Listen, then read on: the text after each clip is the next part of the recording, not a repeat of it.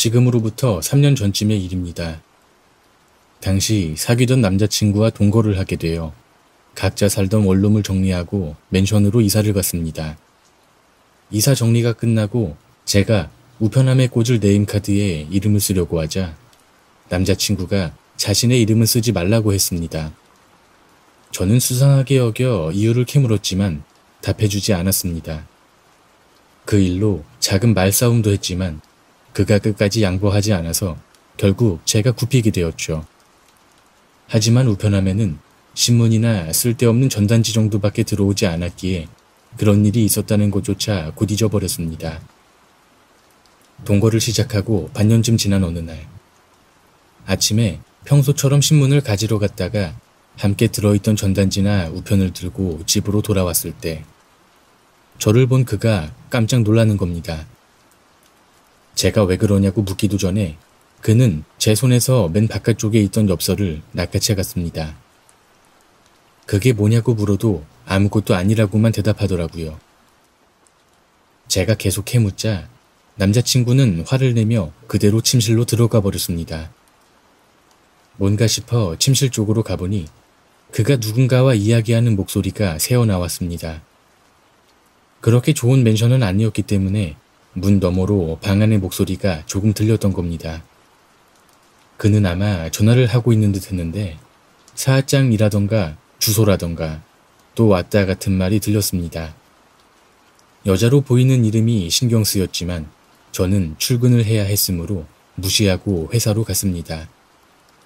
퇴근하고 돌아오자 그는 아직도 귀가하지 않은 상태였습니다. 저는 아침에 엽서가 생각났습니다. 그가 그 엽서를 숨기는 것이 괘씸해서 침실에 있는 그의 책상 주변을 뒤져보기로 했습니다. 그 엽서는 꽤 쉽게 찾을 수 있었습니다.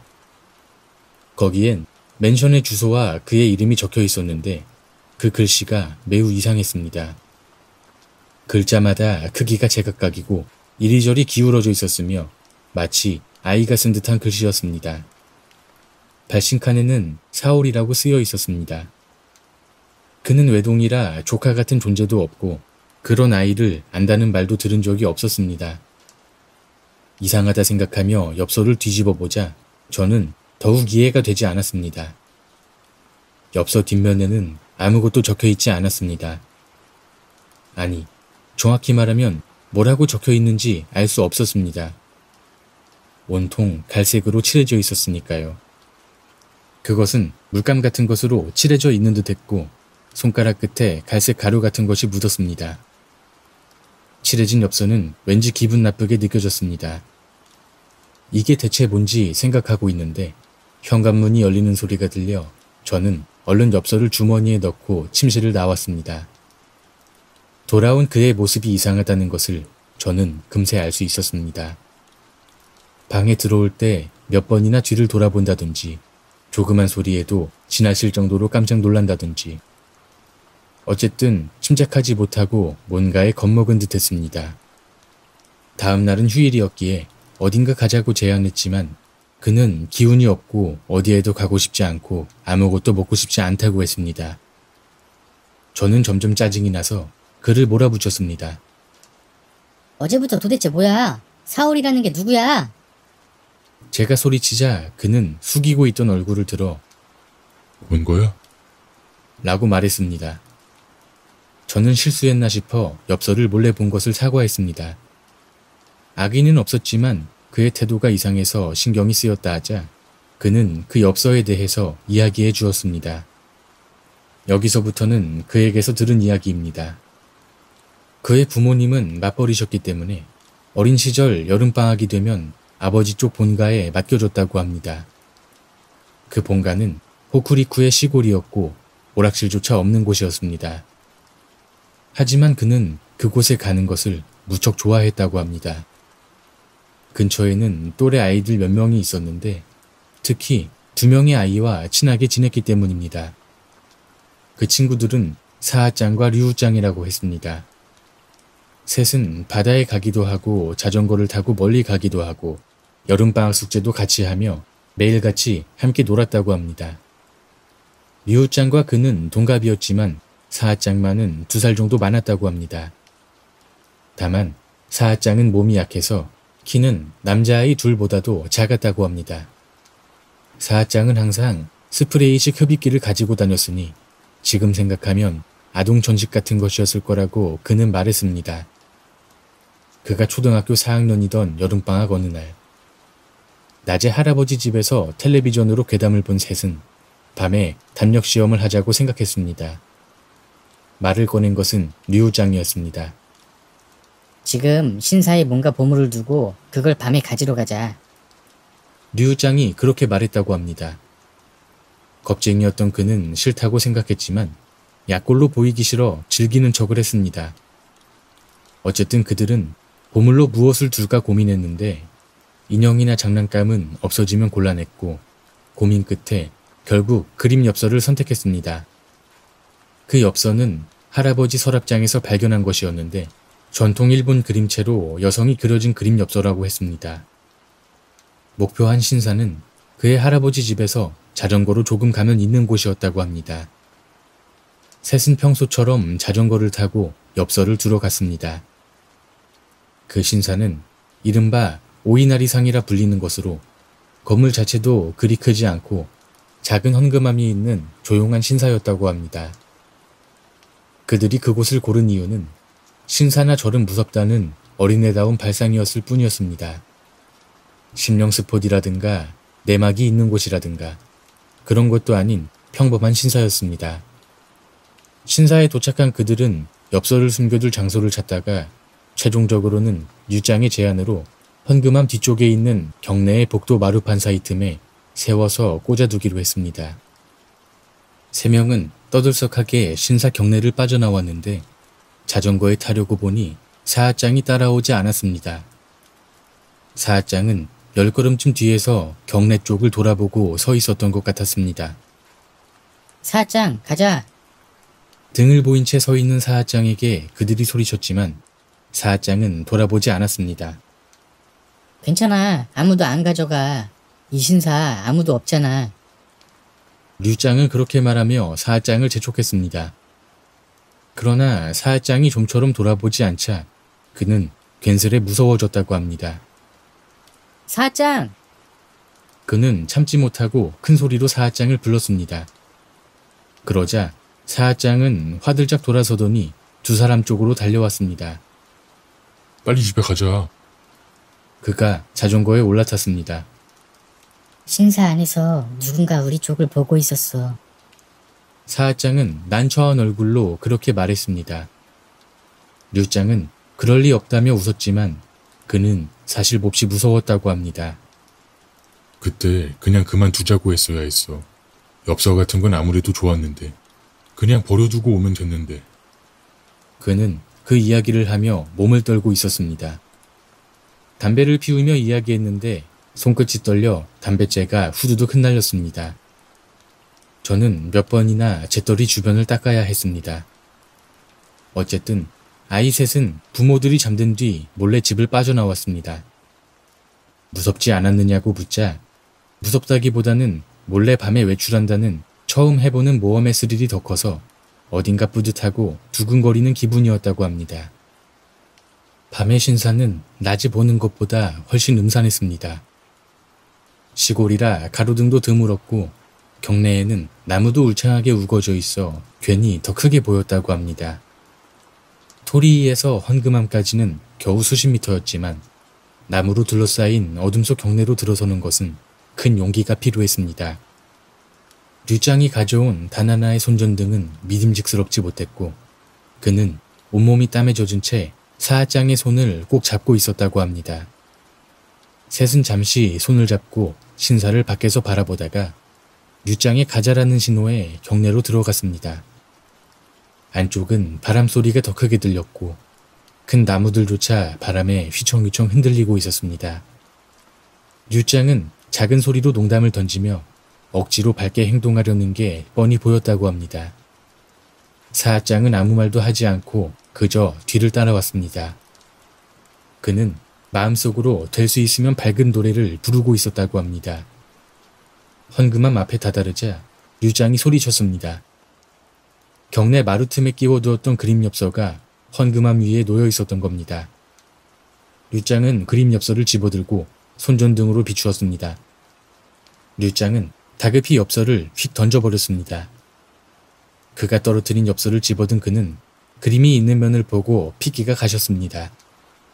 엽서에 그려져 있던 그림이 새빨갛게 칠해져 있던 겁니다. 저는 거기까지 듣고 말했습니다. 그거 누가 장난친 거겠지. 그 사장이란 애가 말한 것처럼 누군가 지켜보고 있었던 거 아닐까? 그러자 그는 여전히 벌벌 떨며 이렇게 말했습니다. 하지만 이상하잖아. 그날은 바람이 엄청 셌어. 큰 나무가 마구 흔들리고 낙엽이 펄펄 날렸다고. 그런데 왜 엽서만큼은 헌금함에서 날아가지 않았을까? 그리고 그는 이야기를 이어갔습니다. 엽서를 본 3명은 혼비백산하며 달아났습니다. 신사 밖까지 단숨에 달려나오자 사하짱이 오지 않는다며 류짱이 외쳤습니다. 뒤를 돌아보니 사하짱이 헌금함 앞에 웅크리고 있었습니다. 한밤중이라는 것도 있고 두 사람은 사하짱을 크게 불렀지만 사하짱은 웅크린 채 꼼짝도 하지 않았습니다. 류짱은 울고 있었다고 합니다. 그는 자신도 울고 있었을지 모르지만 기억이 나지 않는다고 했습니다. 두 사람은 사하짱에게 뛰어갔습니다. 사하짱은 엽서를 한 손에 쥔 채 꺽꺽거리며 토하는 듯한 소리를 내고 있었습니다. 류짱은 울면서 사하짱이 발을 잡아당겼지만 사하짱은 무릎을 꿇고 꺽꺽대기만 할 뿐 움직이지 않았습니다. 사장, 야근? 슉슉 하는 거 어딨어? 그는 사하짱이 천식 발작을 일으킨 줄 알고 사하짱 얼굴을 들여다보며 물었습니다. 그러나 사하짱은 아무 말도 하지 않고 괴로워하며 땅을 긁기 시작했습니다. 아빠 불러올게. 류짱은 그렇게 말하고 신사 밖으로 달려나갔습니다. 그는 그 순간 신사에 남겨지는 것보다도 엽서보다도 그저 어른들에게 혼날까봐 더 무서웠다고 합니다. 그는 사하짱이 등을 쓰다듬으며 괜찮냐고 물어볼 뿐이었습니다. 그런데 갑자기 사하짱이 그의 팔을 꽉 붙들었습니다. 그리고 얼굴을 바짝 들이대며 이라고 했다는 겁니다. 정확히는 기억나지 않지만 그런 소리였다고 했습니다. 그는 그때의 사하짱 얼굴을 잊을 수 없다고 말했습니다. 사하짱은 눈이 뒤집혀 흰자위만 보이고 입가에 침을 흘리며 메아리 치는 듯 낮고 기묘한 목소리로 그 수수께끼 같은 말을 했다는 겁니다.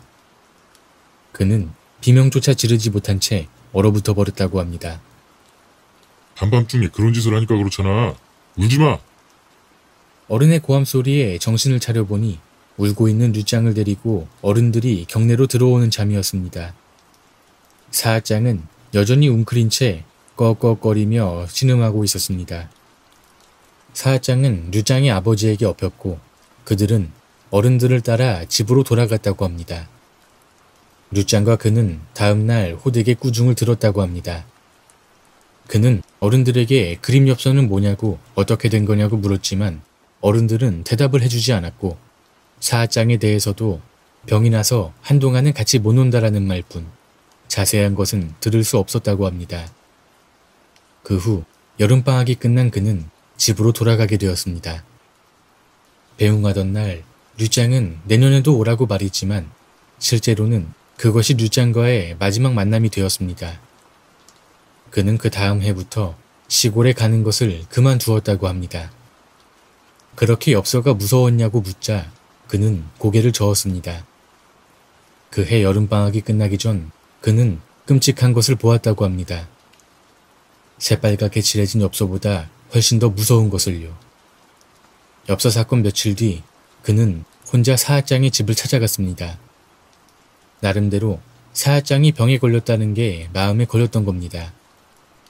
그러나 사하짱의 부모님은 그를 들여보내주지 않았습니다.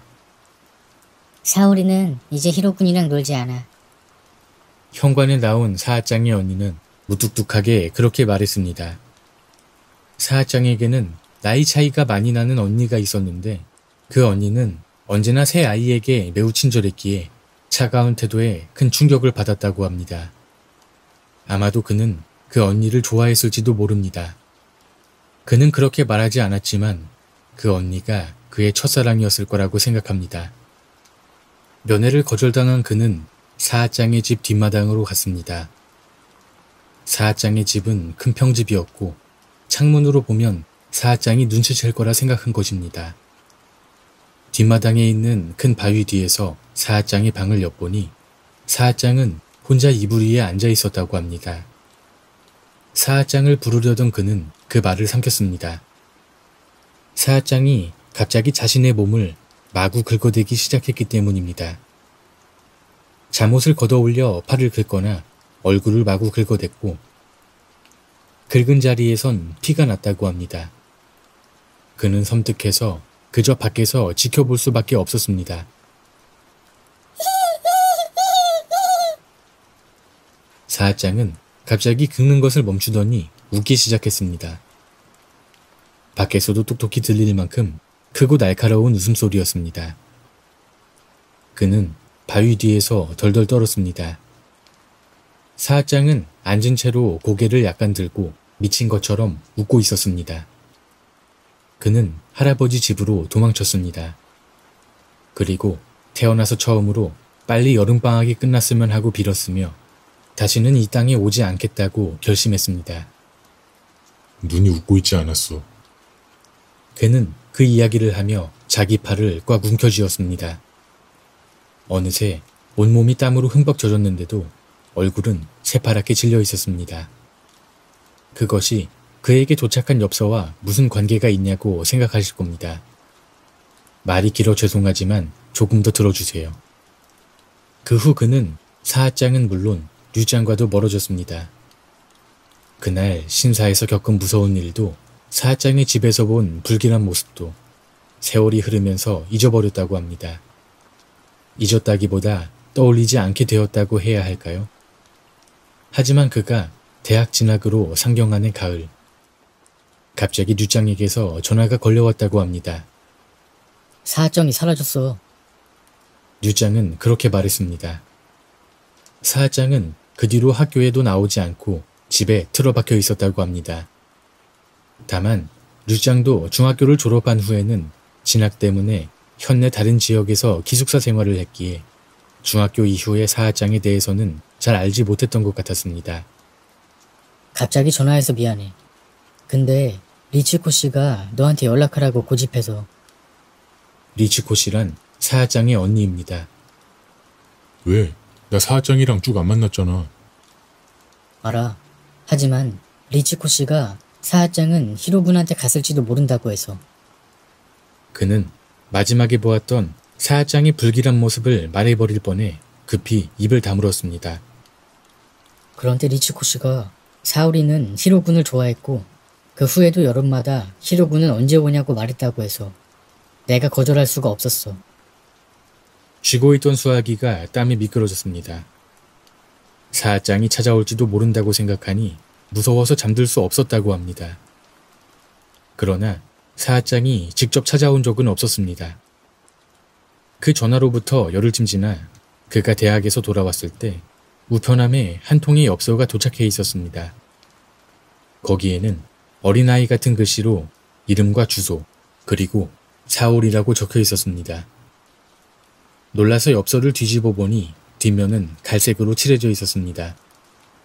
그리고 칠해지지 않은 부분이나 옅은 부분 사이로 어디선가 본 그림이 비쳐 있었습니다. 그것은 그들이 그날 신사에서 사용했던 바로 그 오래된 그림 엽서였습니다. 그는 손에 땀이 흥건히 배인 채로 엽서를 방으로 가져갔습니다. 기분 나빴지만 버리게 되면 안 좋은 일이 일어날 것 같아서였죠. 그 후 매년 같은 시기가 되면 사하장으로부터 엽서가 도착했습니다. 늘 똑같이 온통 갈색으로 칠해진 섬뜩한 엽서가요. 그는 나와 함께 살기 시작했을 때 이제 사하장의 엽서로부터 해방될 거라고 생각했답니다. 생각해보면 내가 지인들에게 이사한다고 연락을 할 때조차 그가 그런 연락을 하는 것을 본 적이 없었습니다. 아마도 그는 사하장이 어디선가 지켜볼 수 있을지도 모른다고 생각했고 그래서 우편함에 이름을 내걸기를 거부했던 것이겠지요. 하지만 사하장의 엽서는 도착하고 말았습니다. 어린아이의 글씨체 그대로 사하장은 그에게 엽서를 보내고 있는 것입니다. 사하장은 행방불명인 채 아직도 발견되지 않았습니다. 처음에 그 엽서는 대체 무엇이었을까요? 사하장은 신사에서 무엇을 본 걸까요? 사하장이 이상해진 건 그 때문일까요? 사하장이 내뱉던 말은 대체 무슨 뜻이었을까요? 사하장은 어떻게 그의 주소를 알고 있는 걸까요? 알 수 없는 것 투성이지만 단 한 가지 확실한 것은 있습니다. 내년에도, 내후년에도 그에게는 사하장의 엽서가 계속 도착할 거라는 사실입니다.